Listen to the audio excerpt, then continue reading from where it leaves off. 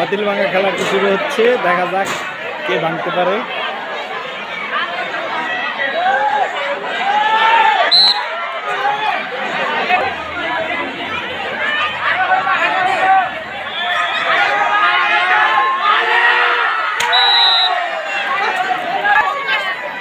দেখছেন মালিনী যাচ্ছে, মালিনী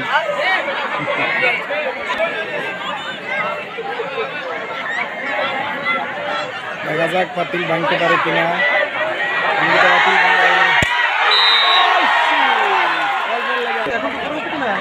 এবার আরেকজন প্রতিযোগী আসতেছে, দেখা যাক পাতিল ভাঙতে পারে কিনা। গুটি গুটি পা একদিকে এগিয়ে আসতেছে অঙ্কিত পাতিলের লক্ষ্যে, পাতিল ভাঙার জন্য, কিন্তু মনে হয় ভাঙতে পারবে না, কারণ তার লক্ষ্যবস্তু থেকে সে অনেক দূরে চলে যাচ্ছে। আসতেছে আরেকজন প্রতিযোগী আসতেছে পাতিল ভাঙার জন্য, দেখা যাক তার লক্ষ্য, কিন্তু হচ্ছে না। আরেকজন প্রতিযোগী আসছে পাতিল ভাঙার জন্য, দেখি তার লক্ষ্যবস্তু পাতিলের দিকে, কিন্তু পাতিল থেকে অনেক দিকে পশ্চিমের দিকে চলে গেল, হলো না। ধরলেন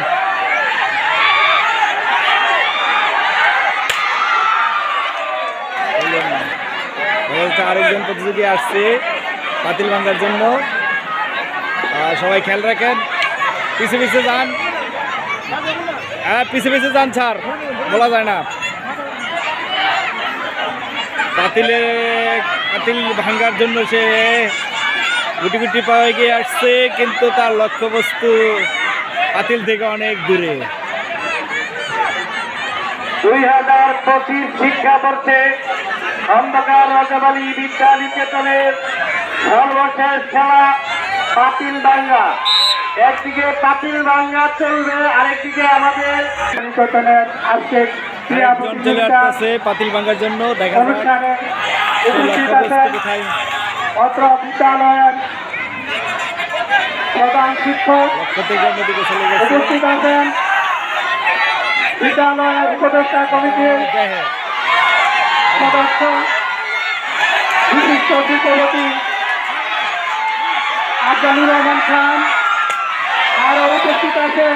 মাঠ আছে এবং সুন্দর একটা পরিবেশ আছে, আর যতগুলো স্কুল আছে আমার দেখা মতে তাদের আসলে কমার্শিয়াল।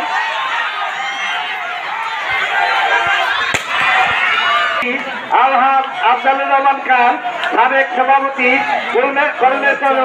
বালিকা উচ্চ বিদ্যালয় ও উপদেষ্টা খন্দকার রজবালী বিদ্যানিকেতন।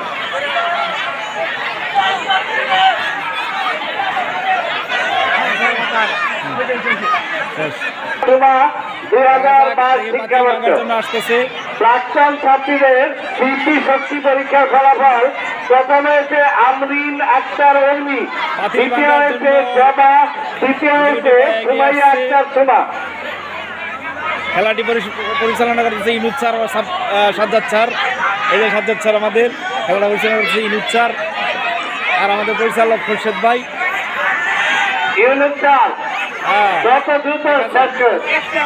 দেখা যাক কি করা যায়। দেখি পাতিলটা মনে হয় এবার ভাঙতে পারবে, পাতিল ভাঙতে পারবে, ভাঙতে পারে নাই। দেখা যায় শেষ পাতিল ভাঙার জন্য তিনি দ্রুত চলে আসছে। দেখা যাক শেষ পর্যন্ত পাতিলটি ভাঙতে পারে কিনা। শেষ পর্যন্ত ভাঙার জন্য সে প্রস্তুত, কিন্তু পাতিলটি ভাঙতে পারলো না। এইমাত্র পাতিল ভাঙা খেলাটি শেষ হলো, তার মানে শেষ পর্যন্ত পাতিলটি ভাঙতে পারলো না, খেলাটি শেষ হলো। হলো না।